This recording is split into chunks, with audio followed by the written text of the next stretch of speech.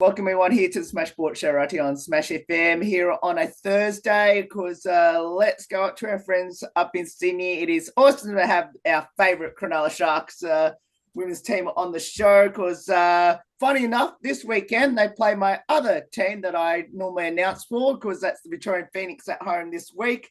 Because down there at Sutherland, because we got three very special guests joining us right now to tell us a bit about it. Thanks all you for joining us. Thank you for having us. Thank Pleasure being here. you. Um, Hi. now, I'll get obviously each year to introduce yourselves and obviously what position we're hoping to see you down in Sutherland play against Phoenix. Sure. I'll go first. My name is Claire and I play in goals. Oh, I'll go next. Sorry. I'm Maddie Powers. I play number 10 for the Cronulla Women's. I'm Sabine and I am also a goalie. So at the moment, you're currently sitting in fifth position on the ladder with about a month to go before the finals. Reasonably happy where you're sitting, or were you hoping a little bit to go a bit further up the ladder? I think we're pretty happy that we've secured a top six position as of last weekend. We guaranteed finals, which we were pretty happy about, so something to celebrate. We didn't really set our sights on a particular position at the start of the season. Our coach just said goal is to make top six, and so we've done that, which is nice. And it's also nice to sort of prove to other people who thought we wouldn't have been able to do it. There was people who were doubting us at the start of the season, saying like, "Oh, Cronulla, like they're not going to make top six." So to do one better and at least finish, pretty securely inside it, it's been nice. So I'm happy about that. Yeah, I agree. Just obviously getting some big wins against some of the top teams also kind of is a bit of the cherry on the top to like making that top six.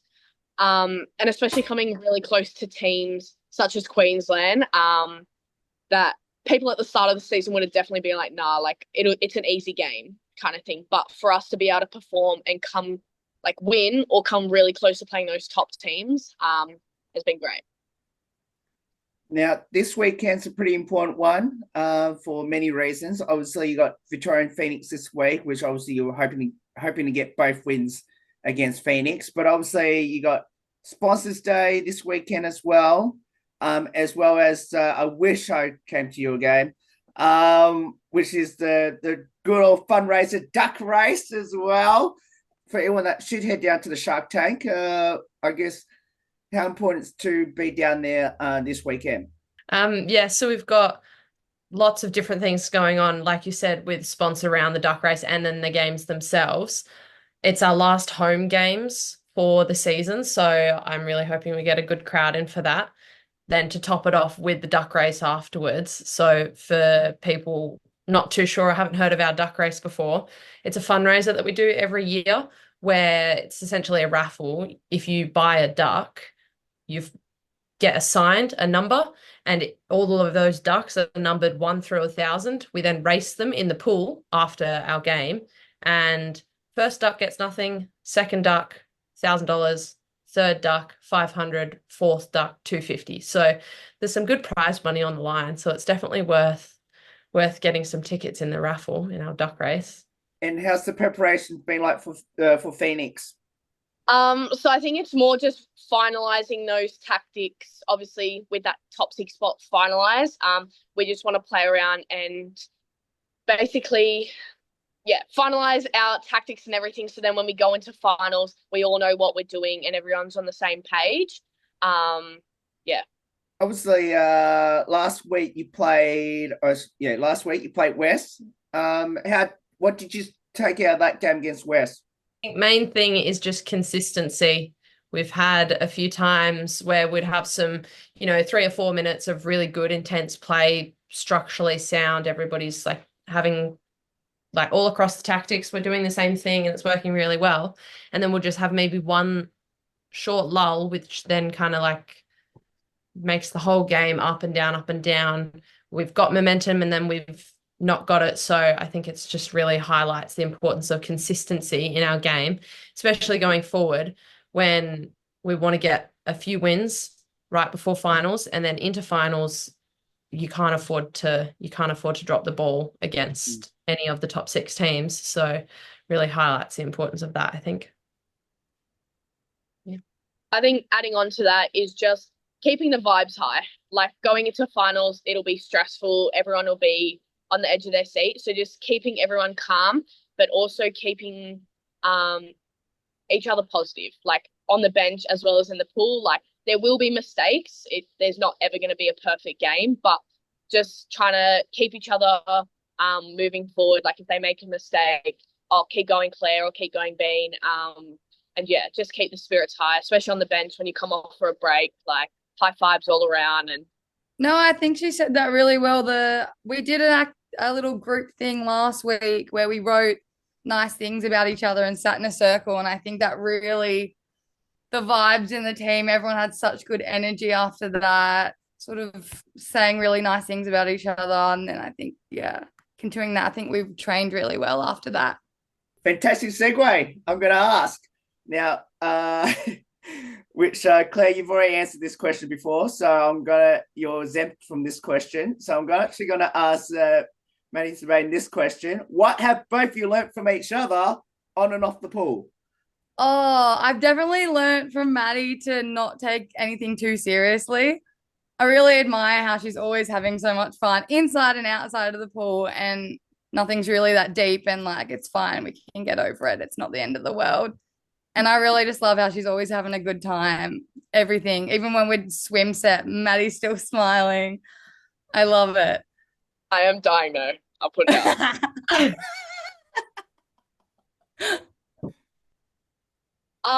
From Bean, I love how the majority of the game she's there. She's always supporting us. She's always finding a way to keep everyone included.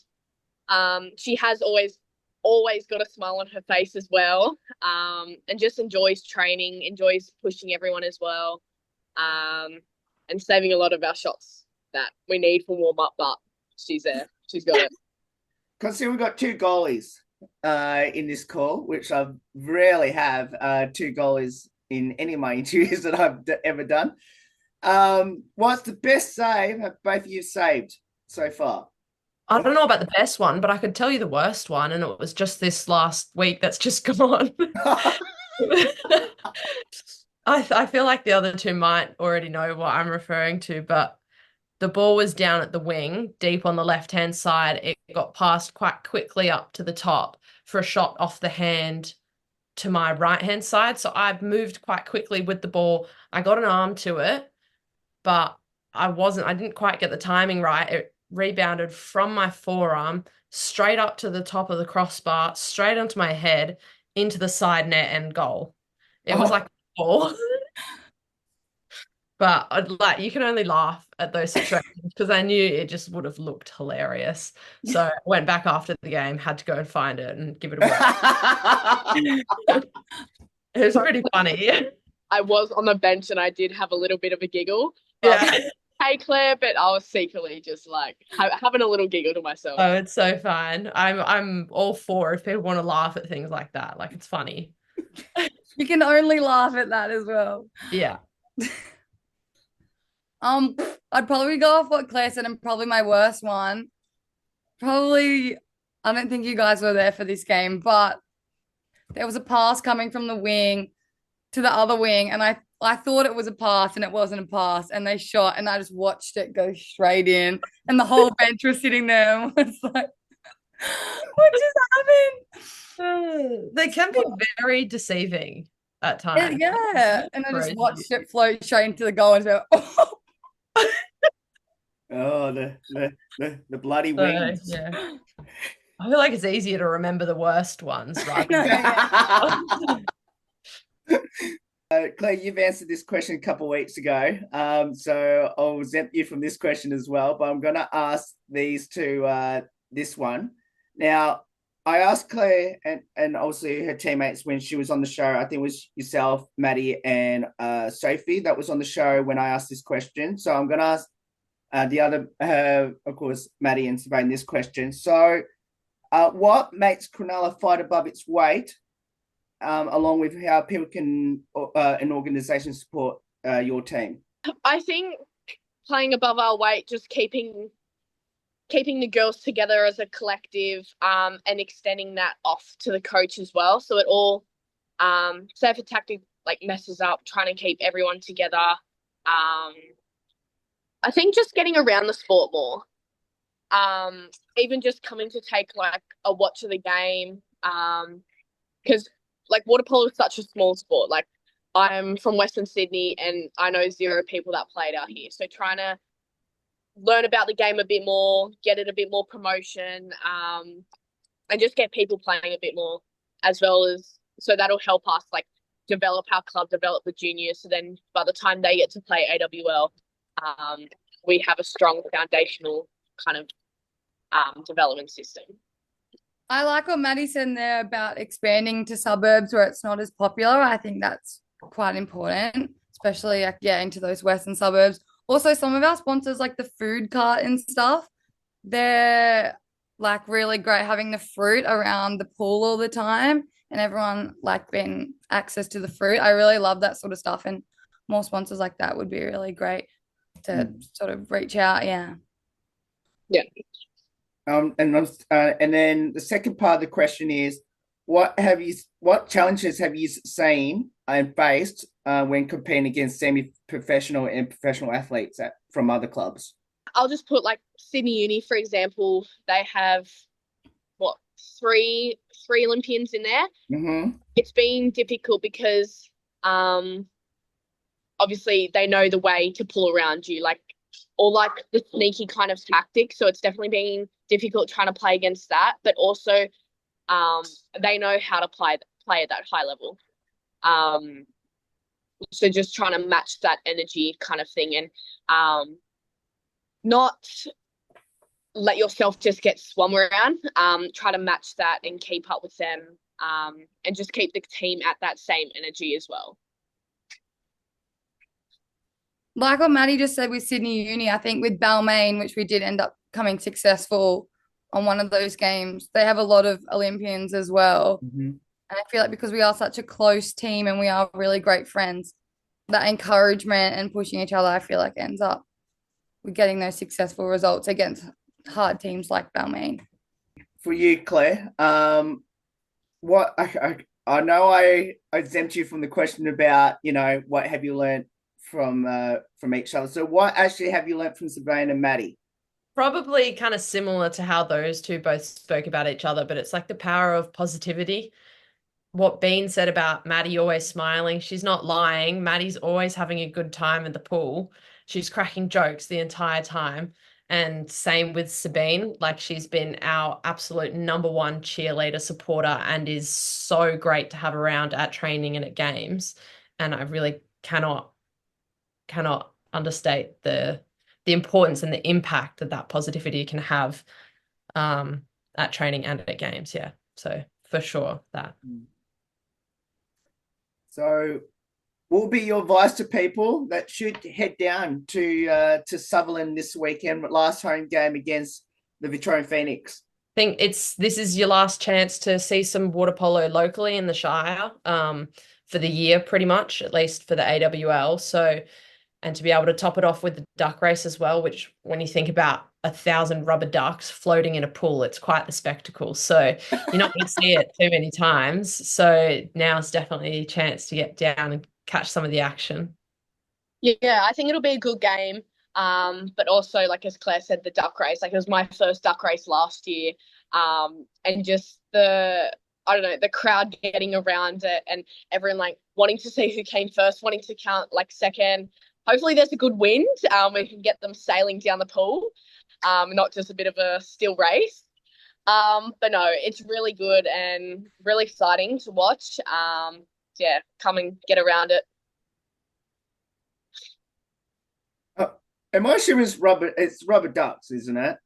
Yeah, they're little rubber ducks. But because we're the Cronulla Sharks, they're blue. They have like teeth like sharks, and then they've got little so they're shark ducks. So they're quite cute. Someone has a video of that and send it to me, so I can actually see it. We will. I think hopefully we did last year. Hopefully we'll live stream it on our Instagram again. So it'll be there as well for people to tune in. Claire's been involved in pretty much all of these ones. So, which I'll see if it's any different to the last time she was on the show, which I'm going to ask all three this question. So, who's the comedian, the best singer, and the best dancer on the team? Oh, I reckon Maddie's up there with the best comedian. Yeah, I agree with that. The one-liners that come out of Maddie are just hilarious, especially at the most unsolicited, inappropriate moments at training as well, when you should be laughing. Comedian. I think Layla. Layla always cracks out a bit. She'll just say like some out of pocket, some silly things that we're like looking at her like, what? But you do crack up at them, thinking about it afterwards. Yeah, I don't remember who I've answered actually for this, sorry. but I think Layla I might have said before, and I'll stick with it as well. Like Maddie said, she'll just come up with some really like out of pocket things in the middle of training. We're doing extra man at the start of the season, and she's telling everyone about a steak for dinner in the middle of it, and just nobody could keep a straight face because she's like, why are you telling us this?